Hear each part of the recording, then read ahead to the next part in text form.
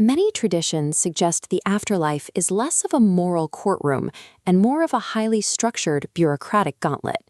In this view, the transition after death is a navigation through a cosmic labyrinth, where every gateway is patrolled by a specific, formidable guardian. Gnostic cosmology identifies these guardians as archons, hostile planetary governors who manage the material world as a high-security prison. Their authority depends on keeping human consciousness anchored to heavy, low-frequency emotions like fear, craving, and the blind acceptance of dogma. This ancient engraved gemstone reveals Yaldabaoth, the chief demiurge. The Nag Hammadi texts describe these rulers with zoomorphic features, like this lion-faced serpent, to illustrate the predatory, animalistic forces that define our physical reality. These same archonic mechanisms power modern societal gatekeepers. Whether it's an institutional hierarchy or an oppressive social norm, these systems maintain control by utilizing structural intimidation to ensure we remain passive observers of our own lives. The Nag Hammadi library suggests that these gatekeepers are largely indifferent to a soul's moral record. Instead, they only recognize gnosis, a specialized, experiential knowledge of the structural flaws in the prison walls. Most of us spend our lives following scripts written by others, reacting to external authority with an instinctual passivity. We treat our environment as an objective, unchangeable reality, rather than a construct that can be challenged. This passivity is reinforced by a nightly biological event. During REM sleep, the brainstem releases neurotransmitters like glycine to induce REM atonia, a state of complete physical paralysis that prevents us from acting out our dreams. If your conscious awareness wakes up while the body is still locked, the amygdala fires in a state of high alarm. It projects a terrifying hallucination, the shadow person or night hack, to explain the inability to move. This biological event aligns with the first Gnostic gatekeeper, Horaios, ruler of the moon.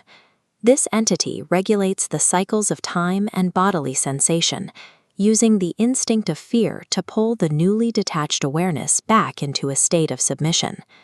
When you feel paralyzed by social pressure or the gaze of an authority figure, you are experiencing the daytime version of this reflex. Your biology is reacting to the archonic script of fear, treating a mental boundary as a physical cage. To bypass these gatekeepers, ancient initiates utilized specific declarations of sovereignty. These were not mere secret words, but formal recognitions of the guardian's true nature, designed to neutralize their authority. In this Egyptian papyrus, a traveler approaches the gates of the Duat. To pass, they must name the gate, doorposts, and floorboards. By identifying these animal-headed deities by their true names, the traveler strips their power, proving they understand the simulation they are navigating. Tibetan dream yoga practitioners apply a similar method called radical recognition. When encountering terrifying deities in the dream bardo, they declare the monster is a projection of their mind, causing the illusion to dissolve. The second Apocalypse of James details a linguistic protocol for the ascending soul. When an archon demands to know why they were sent here, the initiate declares their lineage, rendering the archon's authority void. These protocols suggest that the gatekeepers possess no inherent power. They only control those who fail to recognize that the entire gauntlet is a reflection of the soul's own internal state. Practitioners of these traditions view the fluid landscape of the dream bardo as the essential training ground for navigating the rigid social hierarchies of our waking world. Robert Greene notes that power in human society is a social animal's game of appearances. A powerful person projects a relaxed posture and a directed focus, signaling that they feel inwardly secure and sovereign within their environment. This aligns with William James's as-if strategy.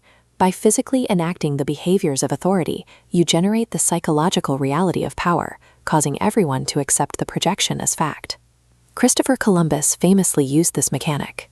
Despite his modest origins, he projected the clothing and bearing of nobility so convincingly that the Spanish monarchs accepted his authority and granted him the resources of a global explorer.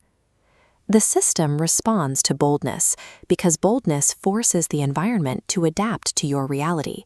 Timidity, conversely, invites the archonic mechanisms of the social matrix to consume your agency and keep you bound to the existing script.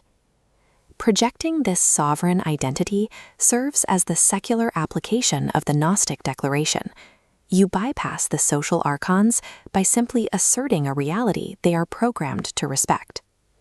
The human brain thrives under what we might call barometric pressure, the intense stress of necessity that activates our creative and strategic faculties. While most people seek to minimize stress, the strategist deliberately engineers high-stakes environments to force their mind into a state of heightened manifestation. This focused portrait of Thomas Edison captures the discipline he used to engineer his own pressure. In the 1870s, he lacked the technology for electric light, so he utilized public expectation to force its development. Edison promised the press he would light the streets of New York within 5 years, despite being nowhere near a solution. He used his reputation as a target, creating a deadline that made failure an impossible outcome. By setting this trap for himself, Edison forced his subconscious to generate a reality that did not yet exist. He proved that when the pressure is absolute, the mind finds the declaration necessary to bridge the gap between imagination and matter. Our reality is a responsive construct that reacts to the force of an unwavering, sovereign intent. Those who learn to speak to the matrix with authority find that the prison walls begin to dissolve. Every night, the transition into sleep provides a minor rehearsal for the ultimate cosmic gauntlet. It is a space where you can practice the art of not flinching when the shadows appear.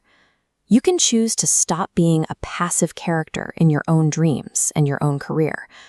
When you recognize that the gatekeepers are merely reflections of your own unpurified fears, you reclaim your agency. Those who no longer panic in the dark become the architects of their own light. Identify the gatekeepers, declare your origin, and walk through the gates to engineer your own empire.